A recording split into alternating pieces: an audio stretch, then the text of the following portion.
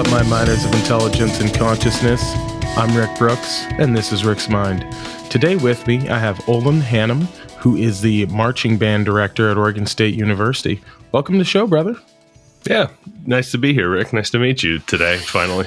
I know, man. We've been working on this for a while, and I'm glad our schedules kind of lined up, and we're able to get this work in. So, I've got probably 3,000 questions to ask you, and not that much time. And the first one that I want to ask is, how does one become a marching band director? Oh boy. So what the angle on that question is probably like, what I do is a small part of wind instrument performance, which is a small part of instrumental only performance, which is a small part of, like Western classical music in the United States, which is a tiny part of music overall, So it's like this narrowing down. There's probably, I'm trying to think, college marching bands in this country. I think there's probably like 150 of us. Right. And so really? In that sense, it is kind of a super condensed group of people who do what I do. So that's a totally reasonable question. It's kind of different for everyone. The like common route, the like air quotes normal route to get there. Like if someone were to be trying to do this for a living, it would be to get a degree in music education, go teach public schools for a while, get that sort of group directing experience, and then go on to get a doctorate in either wind conducting, in music ed, in instrumental conducting, stuff like that, and then go try and look for gigs at colleges. What is wind conducting? Yeah, so it's a subset of conducting in which you conduct winds, which I know is like the most flippant response that I could possibly give.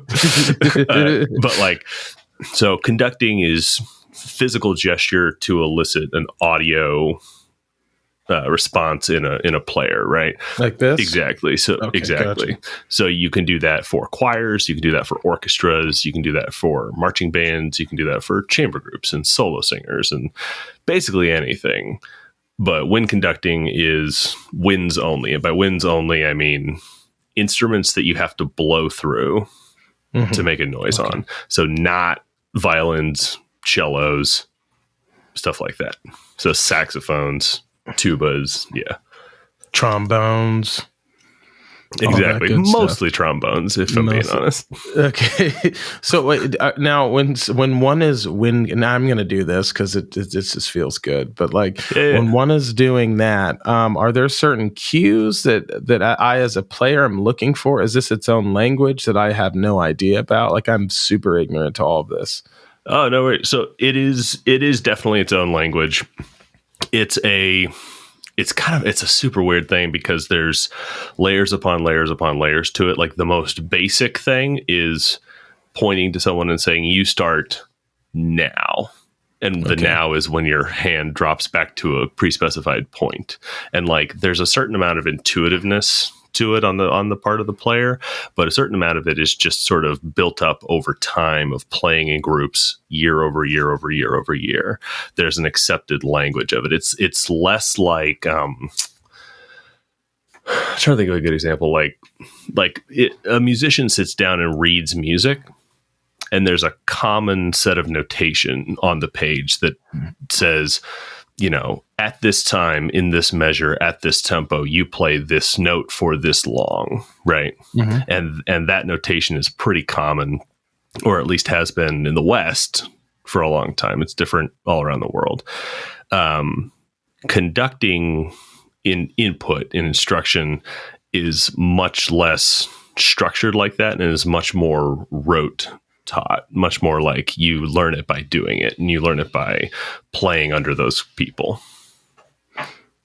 Dude, this is so bizarre to me. I knew I was going to be fascinated by this conversation we were going to have, but there's so much that I'm ignorant to.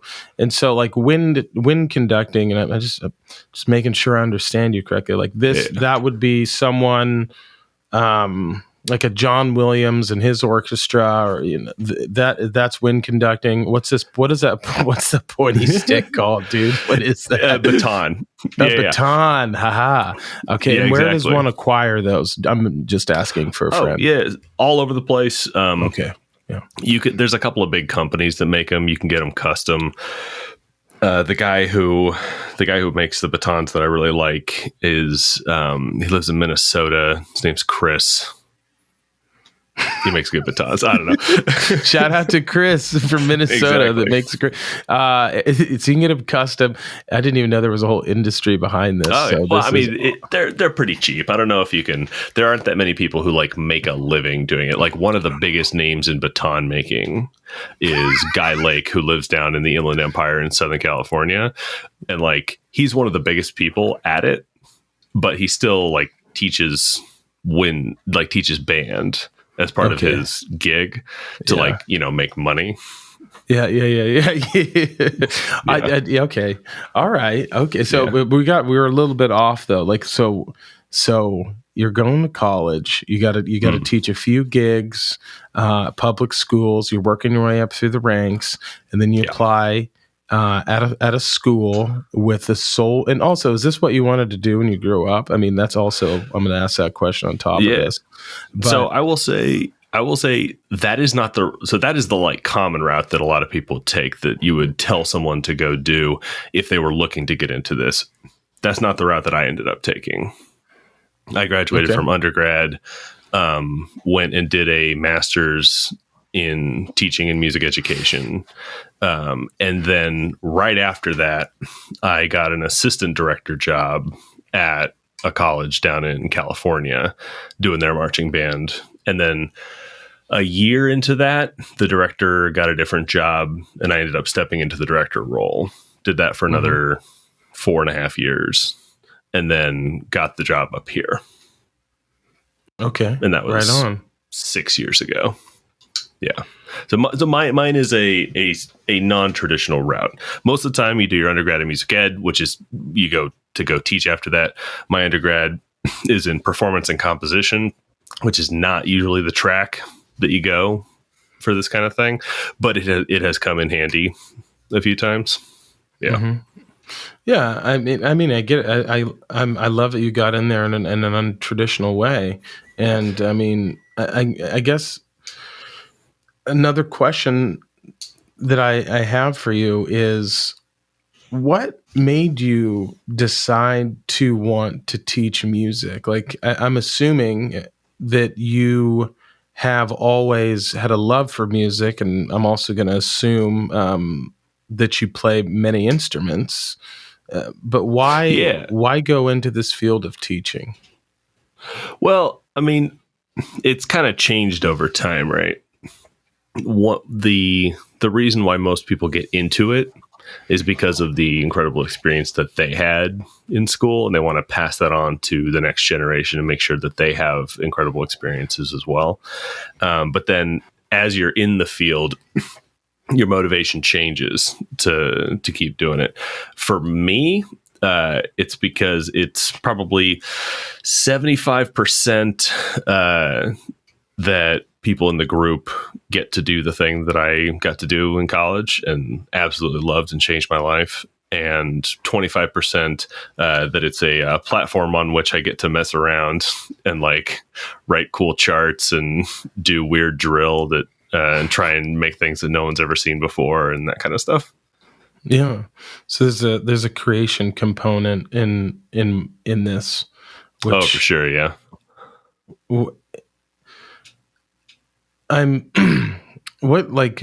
What types of, actually, hold on, I'll ask that later. But when you say that it changed your life, right? What do you mean by that? I kind of want to unpack that a little bit more. Yeah. So, I mean, I started doing music early, right? I was that kid who was playing piano when I was 5 years old and singing in the church choir. And I sang in a children's traveling show choir called the Sunshine Generation when I was a kid. That was the whole thing. So I've been doing music forever, right? But I had never done marching band until college. At my high school, we didn't have a marching band. It was concert band only, sit down. We did like pep band in the stands stuff at games, but it wasn't like marching, specific intervals, specific rows, columns, step sizes, all that kind of stuff. And then when I got to college, I went to a school that had a simultaneously very traditionalist marching program and very like boundary pushing avant-garde situation. Traditional in the sense that when we did field shows, it was all 8-to-5 marching, all rows and columns and grid, 2-step grid based stuff, which we can get into everything that I just said if you want later. We're going to have to do that. Yeah. Okay, good. But avant-garde in the sense that when we were not on a football field, we had a whole different performing style that was very individually expressive, which is not something that you really associate with marching bands all the time. In fact, there's this book, I have it over there. There's this book by A.R. Cassavant, who taught at Chattanooga High School in Chattanooga, Tennessee in the 50s, and then I think again in the 60s, who codified a lot of this stuff. And one of his big things is like, when you're in the band, you're a member of that thing. You are not your own thing.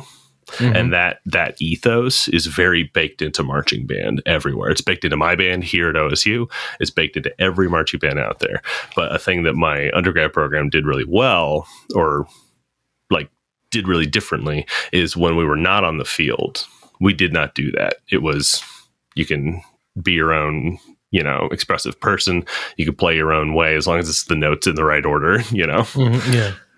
And I had never had that kind of experience performing before. And it really opened my eyes. It was like, oh, this music thing can be this whole wide array of performance and of sort of expressiveness. And it really did change what I thought was possible in music. And then when I got a chance to do it for a living, I was like, oh yeah, I'll totally do that. Oh yeah. Oh, definitely.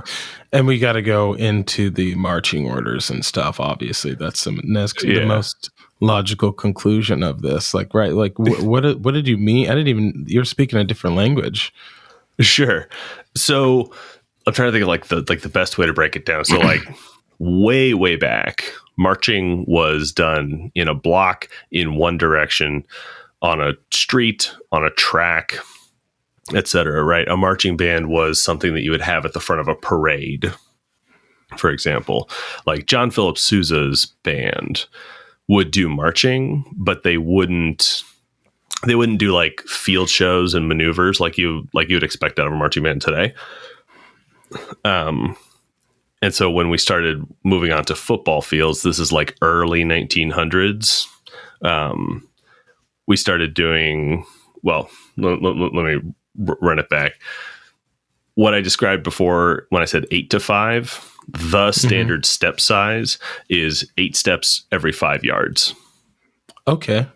Which didn't used to be the common step size. The common step size used to be 6 steps every 5 yards for a long time. You'll see, like, if you look at old military style bands, military videos, there's a whole circuit in Texas whose high schools do old school military 6-to-5 marching.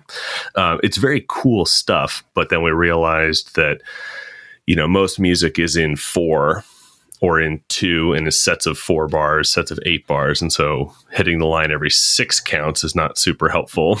And so we changed it to be 8, but that's a smaller step size. And so we started adding sort of flair to the step, high knees, long feet, stuff like that.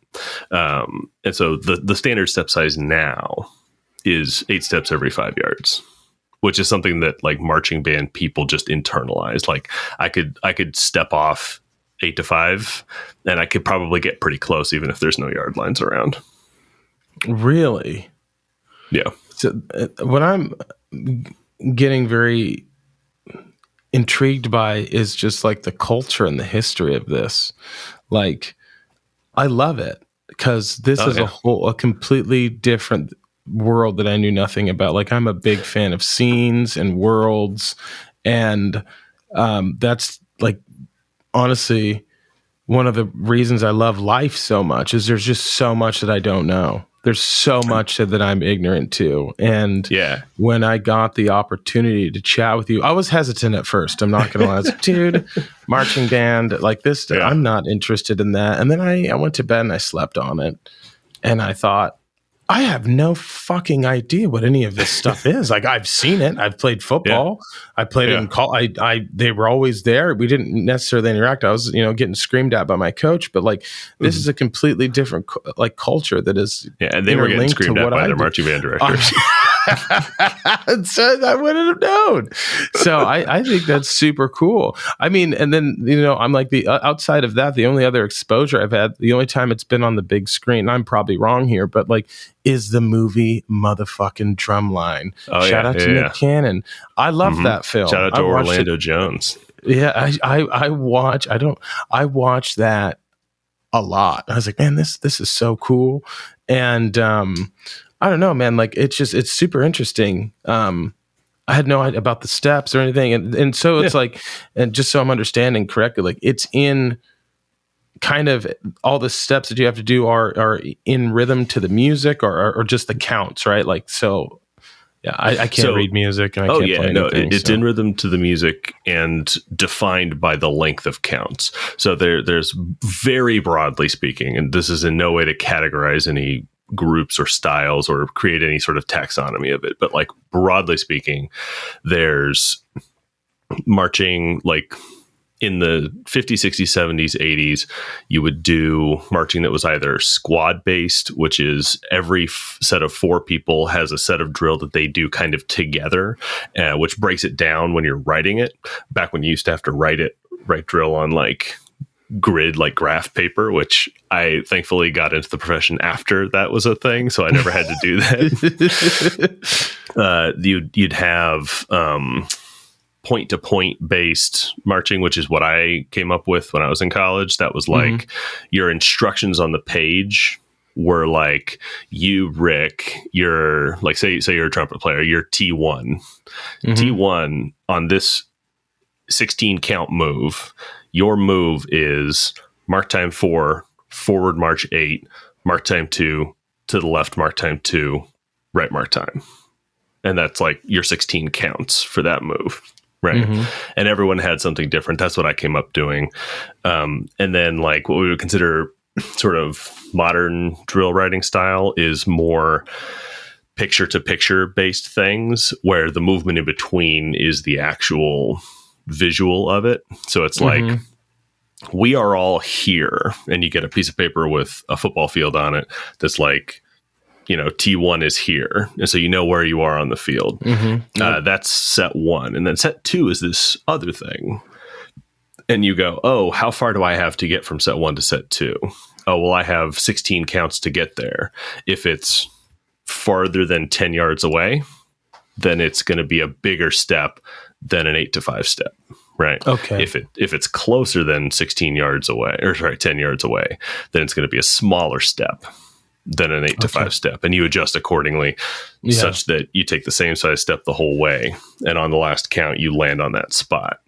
And the reason you do that is because, say you're in a line that like pivots in the middle, the people on the outside are going to have a way bigger step than the people on the inside.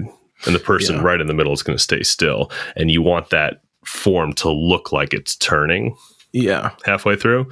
You don't want it to like kind of assemble as it gets there. Okay. And for the folks that are just listening, he's I'm doing very, very good audio only material here. He's making a bunch of furious hand gestures. It's like he's wind directing as he's explaining this to me. No, I'm just kidding. But and when you're saying that, I kind of picture the Ohio State marching band that is going in different directions and doing different things, and the OSU band does that as well. The real OSU, Oregon State. Ohio State is actually a great example of a program kind of like ours that does a mix of a lot of things. There's a history at places like this, as you can imagine. Like this, the group at Oregon State was founded in 1890, and so our history is a progression of the marching activity at large. So we have things that sort of throw back to that. Like during pregame, we'll do a high step to the fanfare. We still do the Beaver spell out drill, which we started doing in 1968. Same thing with like Ohio State. Their half times are very like form to form to form, making pictures and moving them around such that they look like they're moving. But their pregame is very traditional. Yeah. This is I had no idea. I'm just blown away, and I'm being 100% like And like a thing in marching band world is like we have coaching trees just like in sports. Like the guy who I studied under was an Ohio State person, and the guy I studied under in graduate school was a Penn State person. And so a lot of my knowledge and a lot of my sort of view of what is traditional and what is correct comes from their experiences at Penn State and Ohio State, their experiences under the famous band directors there, you know.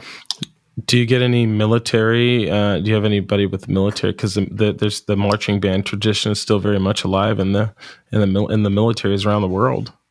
Oh, absolutely, yeah. I mean, it all comes from that, and there's still a lot of remnants of military tradition in marching band.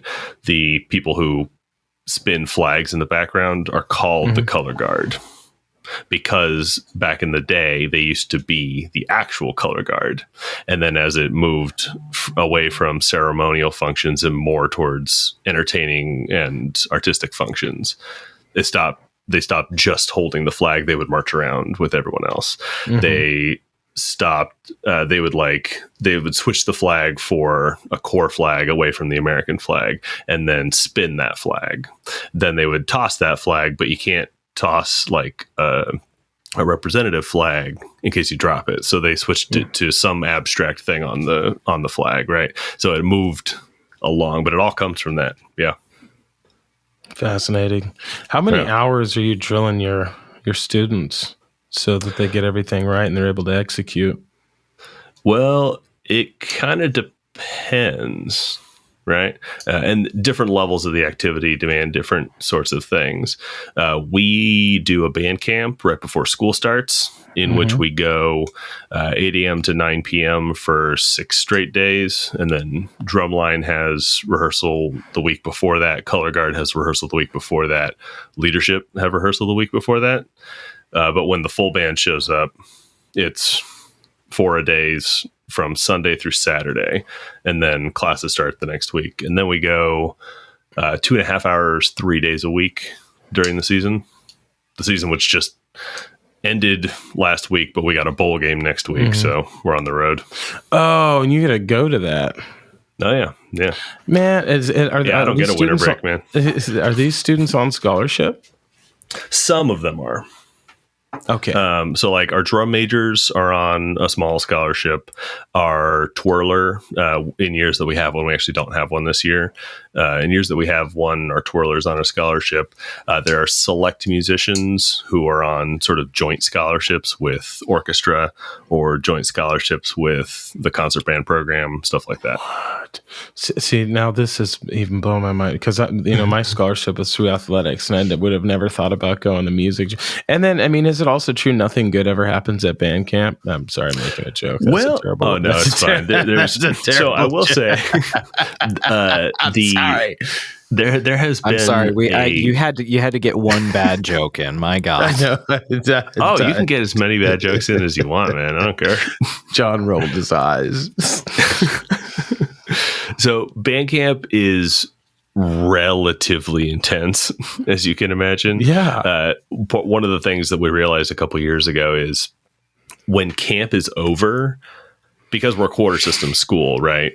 School runs late September through early December, but rivalry week is the last week of November. At the end of camp, we are halfway done with our total practice time for the whole season. Oh.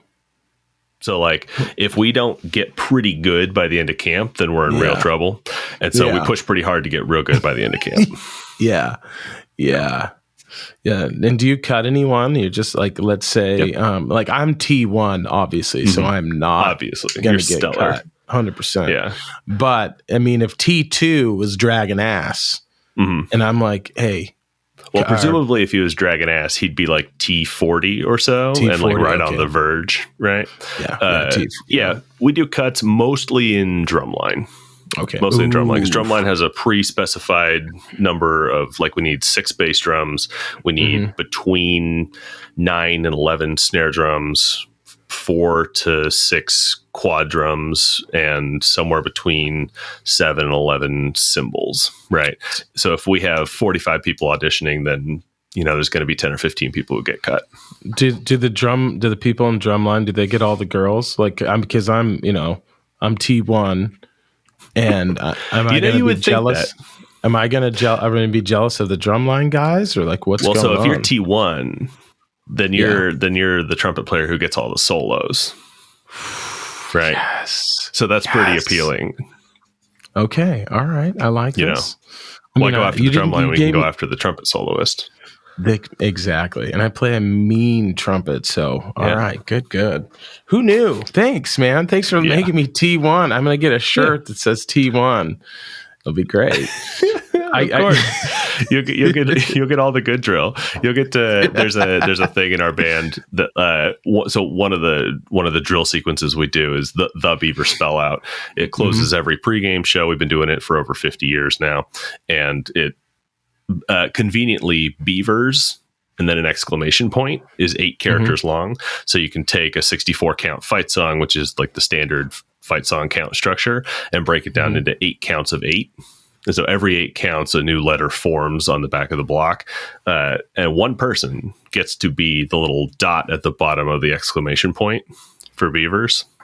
And it's like a whole thing every year. Who gets to be the bottom of the exclamation point? Who gets to be the dot? It's very cute. I had no idea. I had no idea about any of this. I gotta ask. So, what kind of music do you listen to on a daily basis? Oh man! So Spotify just had its like Wrapped thing the other day, and let me look this up. Hold on, I've got this. I took a screenshot of it because of course you gotta. That's the thing. My top genres: number 1, classic rock, figures. Number 2, concert band, figures. Number 3, indie folk. Number 4, progressive metal. Number 5, dance pop.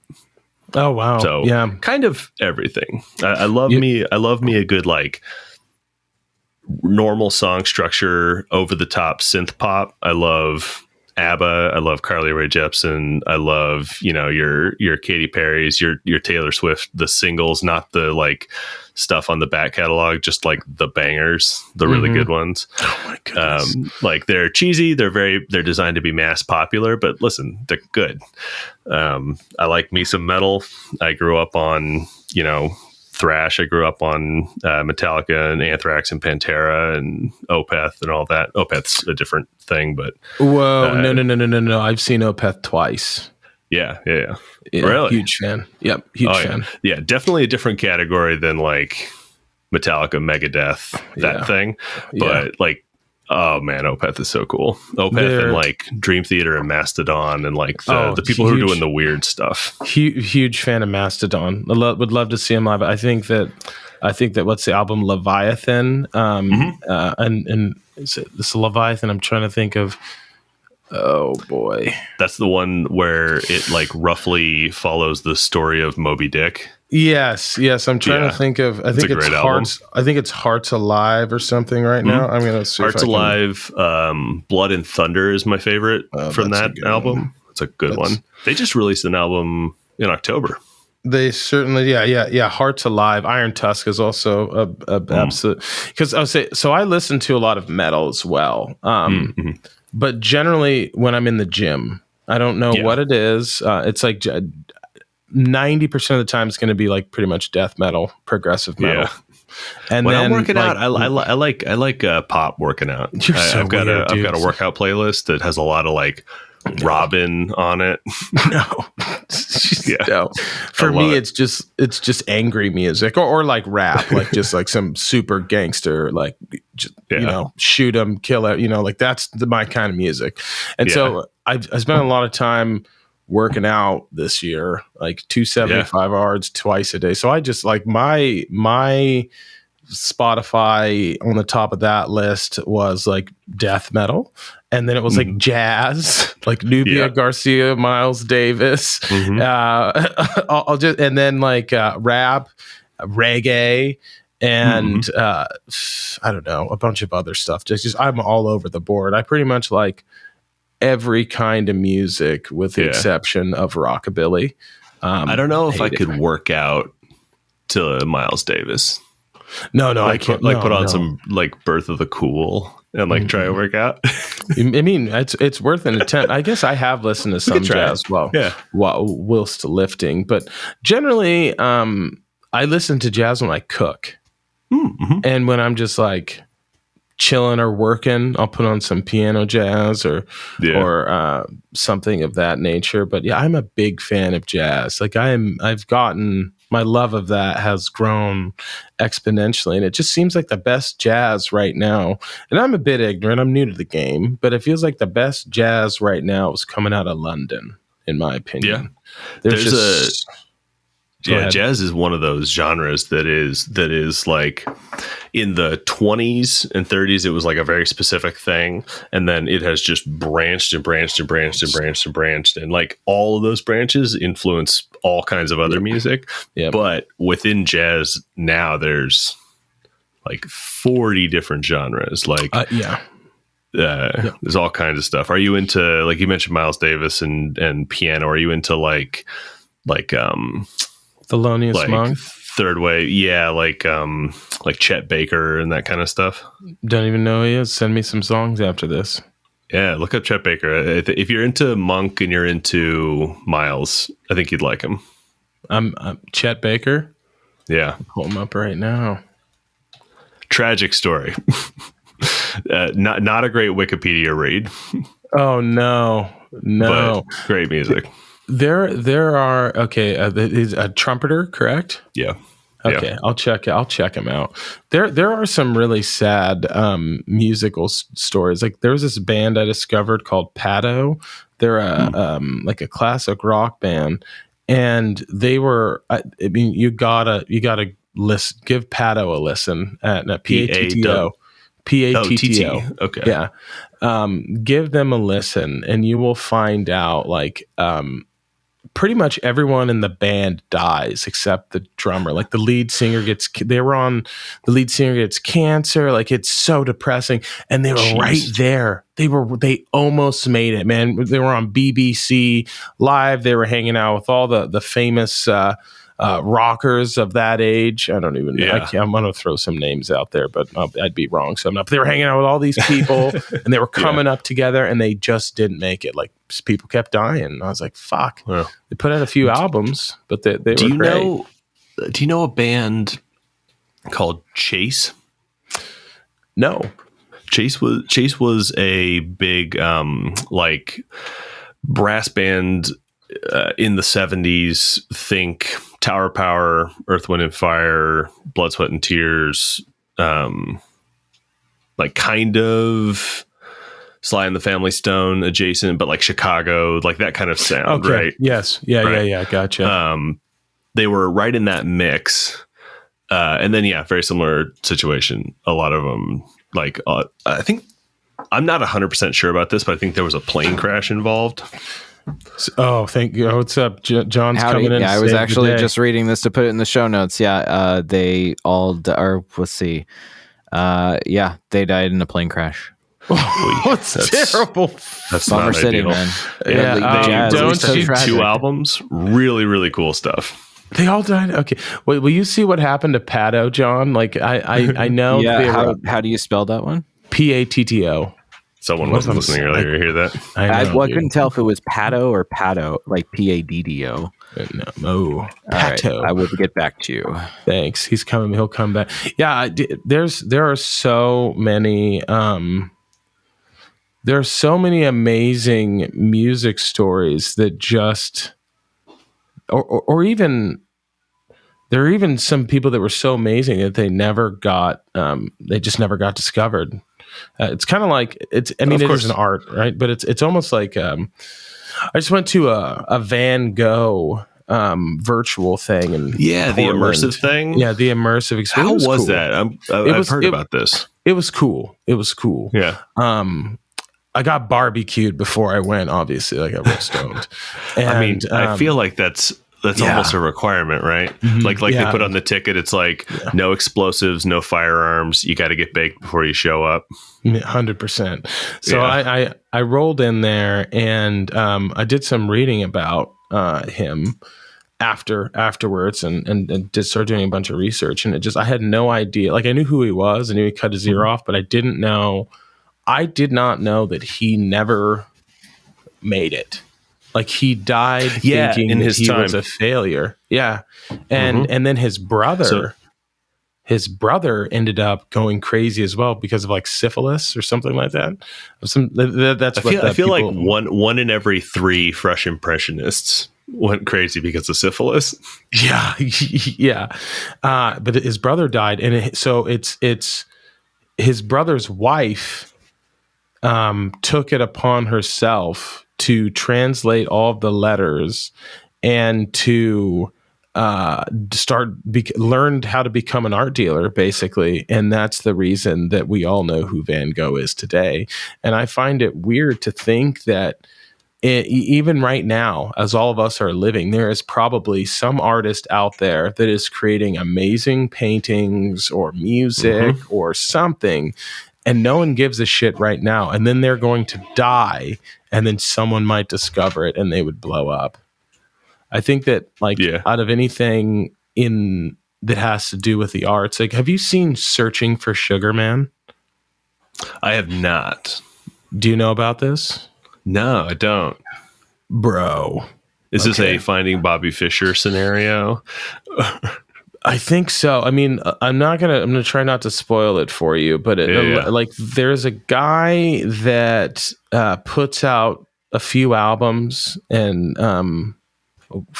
what is his name? John, help me. Searching for Sugar Man. It is, I don't know. John will come in.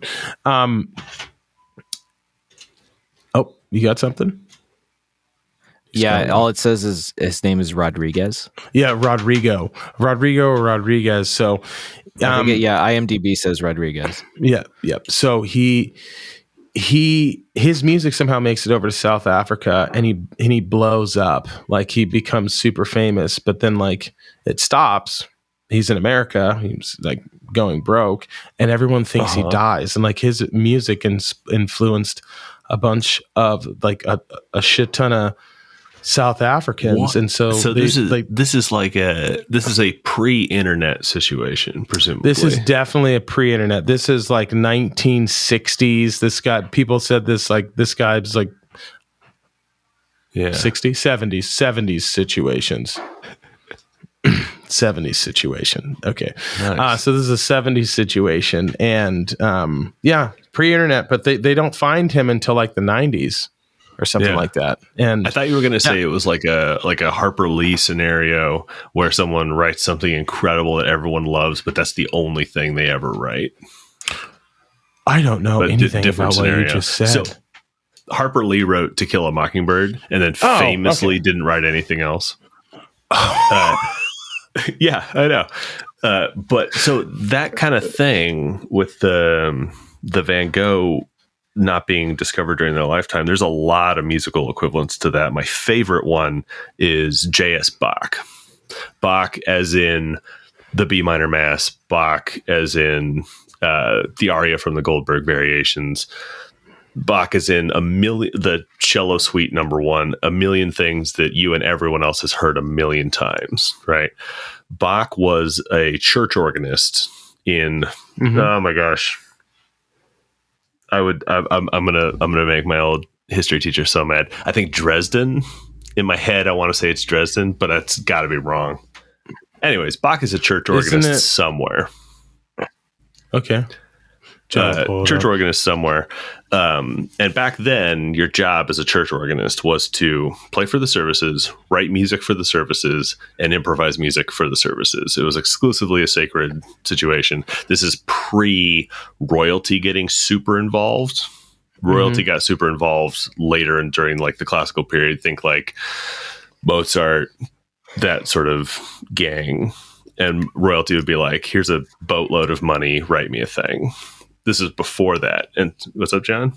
So I think I found it. Is it Weimar? Yes, that sounds. Yeah, that sounds it was he was the court musician at the chapel of Duke Johann Ernst III in Weimar. Weimar. But like we now understand him as someone who took what was going on beforehand in the late Renaissance, early Baroque period. Think like Scriabin and Vivaldi and all this kind of stuff, and added a layer of complexity on top of it that no one had really ever seen before. And those works still survive today. But there was like a 200-year period where nobody knew who J.S. Bach was. Not because he was famous in a little tiny town and nowhere else, but because everyone had forgotten him. And then Felix Mendelssohn, who famously wrote, like, what would you recognize by Mendelssohn? Mendelssohn wrote The Wedding March. Bum bum budding bum bum bum. Okay. Bum bum bum. That thing. That's Felix Mendelssohn. Yeah. I had no idea. Yeah. So he discovers Bach and is like, "Yo, everybody, this stuff is insane." Goes and plays it, goes and shows it to everybody else, and he is correct. The stuff is, in fact, insane. And now, I mean, Bach is considered the forefather of like modern Western tonality. So no one, you know what? We should just, John. We should, and I have an idea. I'm sorry. At some point, we just need to do a podcast about all the creative geniuses that no one gave a fuck about until they were dead. And like, I had that no would be idea. so good. Yeah, I'm gonna have to cut this out of the show now because that's such a good idea. No, we should do that. That'd be good. No, leave it in. But like that, like I mean, I just did. I had no idea. I mean, obviously, I know who Bach is. I know Beethoven. I know. I don't know. I can't say that I know a lot of composers, but like, I mean, shit. There definitely there's a ton of composers right now that are probably struggling, and or I would assume. I don't know. Is the composing a dying art? That's actually another good question. So here's the thing. No, because you know who's a composer? Taylor Swift. Hans Zimmer. What? Okay. Right. Composing is just writing music that didn't exist before. Right. Oh, it doesn't have to be Western classical instruments in order for it to be composing. Right. Every songwriter is a composer. Composition is the whole spectrum of everything. Like one of the things they beat into you in composition school is that like the things that you've heard before, that is not the only set of instruments, voices, synthesizers that can make new music. Right. Okay. There's a composer. So like digital music is becoming a big thing. And by becoming a big thing, and by digital music, I do not mean Tiesto and Skrillex and that, although they are composers too, and some of the stuff is great. But digital music in the like there's a composer out there who writes programs that play music based on data sets. Yes. Right. There's music out there that like there's a guy who wrote a program that interprets body physical signals. So like body stats, your heart rate, your I don't even know, blood sugar, other things like that, things that people monitor in hospital wards. Yeah. And we'll run that through a program and play music whose sound and character is representative of the way that body is functioning. So if it's functioning well, it's very harmonious, it's very light, it's very pastoral-y. If that person's blood sugar spikes, if that person's heart rate gets way too fast or way too slow, it gets dissonant and tension and gets louder. And so that you can walk into a room and go, all these people are fine except that person is not doing well, because I can hear it. So Dana Reason did something like that, and it had to do with salmon and animal. I mean, right. I'm totally butchering all this, but like she took that and made. So she was actually a guest on the podcast, and so I just it's very interesting the places that they're taking music. That's I would have right. never. And so like that is composition, because it is creating music, which is music is frequencies of different characters of sounds in order in a different way than has ever happened before. Right. Like that's all it is. It can be digital, it can be acoustic or electric or whatever, right? It can be with trumpets, it can be with strings, it can be with your voice. Yeah. Do you recall how many frequencies the human, John, will you look up what frequency the human ear is able to hear in?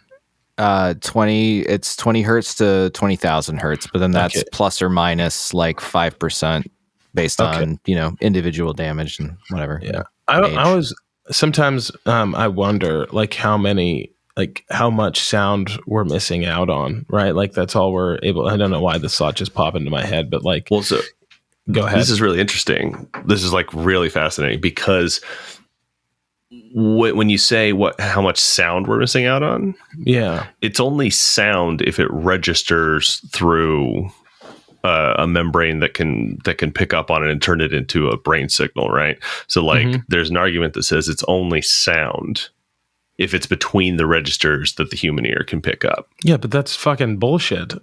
Well, right, but like think about it this way, like waves of light. I mean, light is a weird example because light is both a wave and a particle, right? But like it's a wave. It is oscillating at a certain frequency. We can't hear that frequency, so we don't call that sound. We call it light. Right? It interacts with a different sensory input in us. Similarly, like the earth is vibrating all the time. Yeah. Right. Earthquakes happen, but the frequency of earthquakes is split out such that you don't hear the ground moving. You hear the ground interacting with buildings, trees, parking lots, whatever. Right.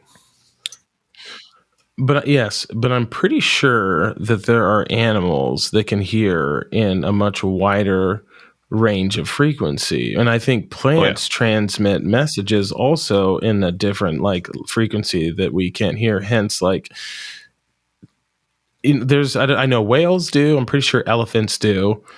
Right. So that's definitely sound. We just can't hear it. Correct. Right. Totally. It's really interesting because like when we say that they can hear this thing, the word hear is very human centric, right? The word hear is built through, we have these particular sensory inputs for picking up vibration frequencies. We say that other animals have similar ones that can pick up a wider range, so we call that sound, even though it's not sound to us. Yeah, totally. Like things pick up frequencies higher and lower, I would assume. I don't know. Yeah, most stuff. I mean, I'm sure John pulled those facts up, dog, because I'm on thin ice right now. I'm like just about to talk out of my ass. I probably already have. So far outside of what I know. Well, I was gonna say, I know that. You were saying like plants make sound and everything. John, you're a robot now, I can't hear anything. Am I? Oh no, I'm a robot. There's these MIDI things that they're piezoelectric pads that connect to plant leaves, and it takes the electrical impulses from the plant leaves, and you can convert it to MIDI data and then map that cool. in the same way that like Dr. Reason does her stuff with salmon. You just assign these different electrical signals to any of the 128 channels that you have in MIDI. And then the resonance frequency of the earth is 8 hertz. And I'll work on finding more about animal hearing and things. So it resonates. Oh, sorry. You can map the sounds that plants make. That's what you were saying? You kind of were breaking up a little bit. Sorry. So it's you take the electrical impulses that the plants use as like their nervous system, and it captures them using their piezoelectric little pads. So it's like the kind of pads you would use to like do touch sensitive electronics for like touchscreens and stuff. Yeah. And it just takes that energy. Like the Terry Crews commercial with the drums. Yeah. And so it does that. And like, there's a really good musician, Richard Devine. I guess now he's kind of more of a sound designer, but he used to do like IDM music with Aphex Twin. And he does a lot of that, and you can map anything to anything. Like you can use piezoelectric things to pick up like magnetic fields around your hands to interrupt the magnetic field, and then that's how like theremins work and stuff basically, like that. And anything that works with a frequency in any range. But it's particularly interesting if the frequency is outside of the range of human hearing. Yeah, but I feel like I read a study or something where they were doing that, and when they like would rip a leaf off, they would like spike. So they're like, maybe the plants are screaming. Who knows? We just can't hear it. It's fun to think about, honestly. Or it's terrifying to think about. Yeah, maybe fun is the wrong word, but like yeah, maybe that's why. Maybe it's going to make me think twice when I mow my lawn. No. So I found a chart from LSU's animal studies or animal science program for hearing ranges for different animals. So dogs are roughly 67 to 45,000 hertz.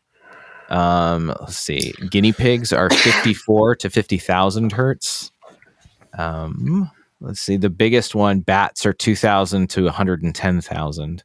And actually bigger, beluga whale is 1,000 to 123,000. I knew it. Yeah. They didn't get elephants, bro. So frequency ranges are, I mean, they're not. So I'm trying to figure out a non-dumb way of saying this.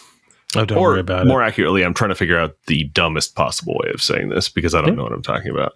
But like, in music, as we organize pitches or as we organize frequencies into pitches and notes, we operate off of ratios to create what we call like 12-note equal temperament, right?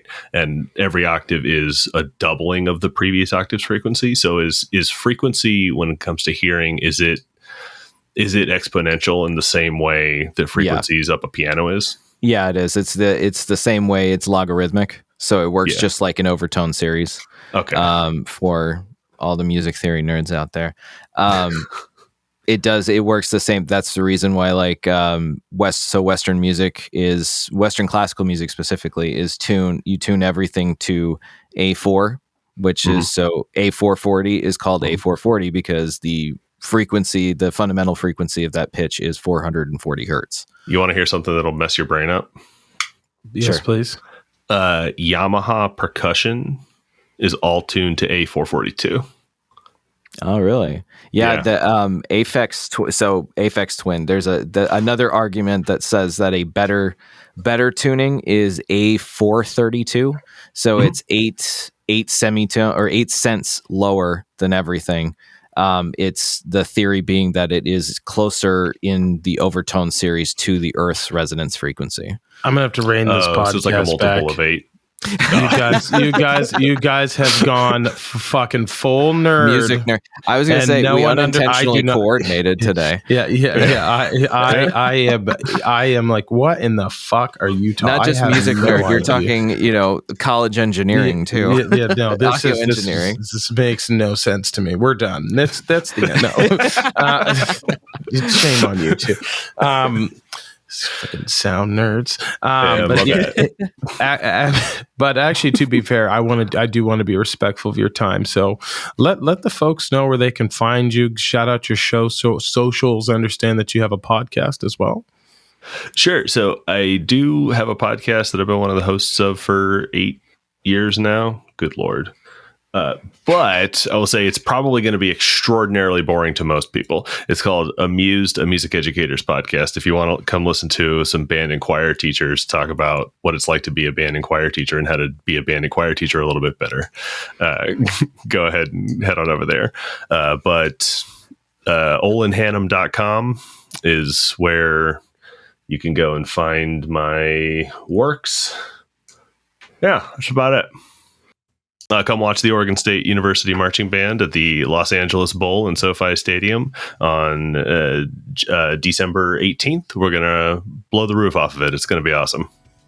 Go Beavs. That's right. Thanks for listening, everybody.